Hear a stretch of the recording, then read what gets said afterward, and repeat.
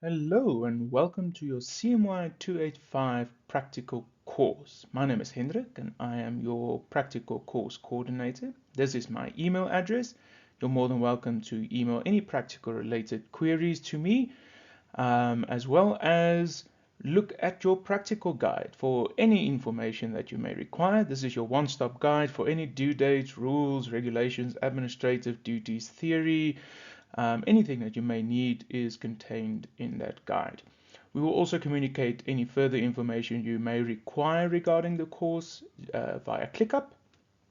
Um, and as we state here, that being unaware will not be a valid excuse, basically just meaning that between the practical guide and ClickUp, all the information is available to you. So please familiarize yourself with the practical guide and all the details contained in there, and you should be good to go.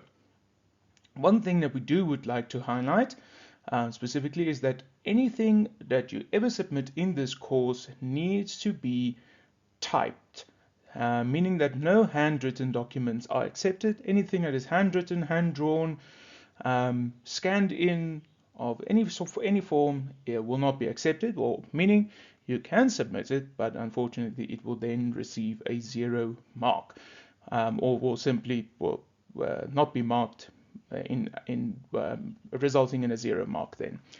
Hence, please remember that all submissions need to be typed, all reports need to be typed for this course, and all the other information required for your reports are contained in your practical guide.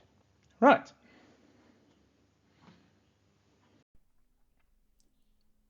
Right, so now we are at our practical guide, which is your one-stop piece of information or documentation for this course. So you have your guide, and once you have it, the most important places are, of course, the timetables.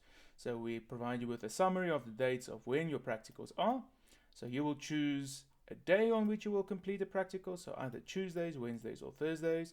And once you have that, then you can check on which days you will complete your prac. So this is now for the 2024 timetable.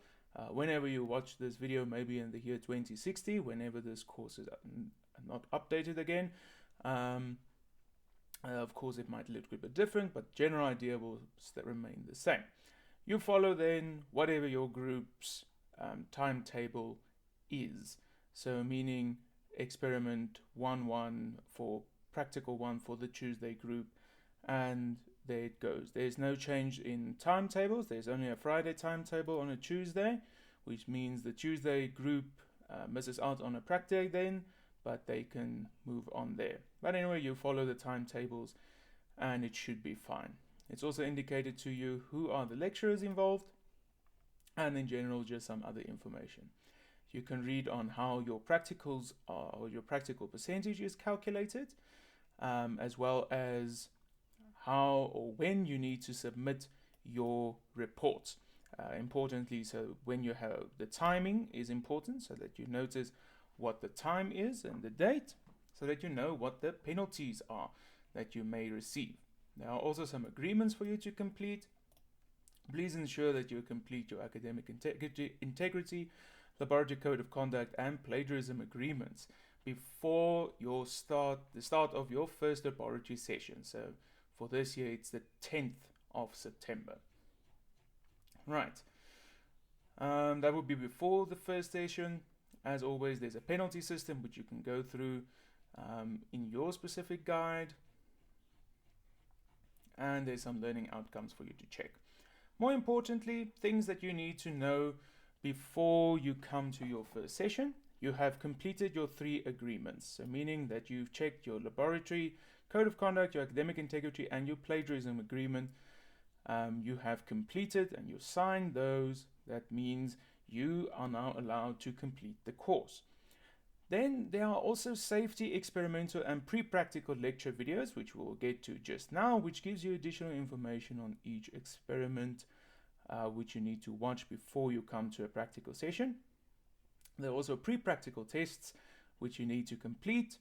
Those allow you, before an experiment, so those allow you to gain some extra marks, as well as test whether or not you are prepared.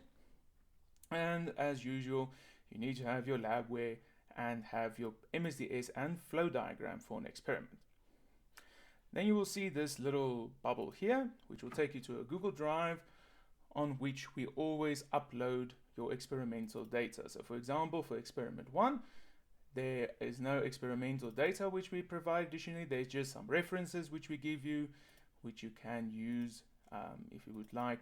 Experiment 2, you'll see you're going to collect some UV-Vis data, which we provide you with. So we've already uploaded that, and you can download that there. So anything that you require regarding data-wise, you come to this link, and you can then download it from there. Right. So let's get to an experiment. So for example, for experiment 1, there's always a pre-practical safety talk. So you can go and watch your pre-practical safety talk video. It will take you to a safety talk video, which you can watch, checking all the boxes, ensuring that you are aware of the dangerous chemicals and all the safety procedures for that experiment. There's also a pre-prac lecture, which you can watch to ensure that you have the necessary theory for the experiment. And then you can go through each demonstration video for each experiment, meaning as normal you can watch those experimental videos.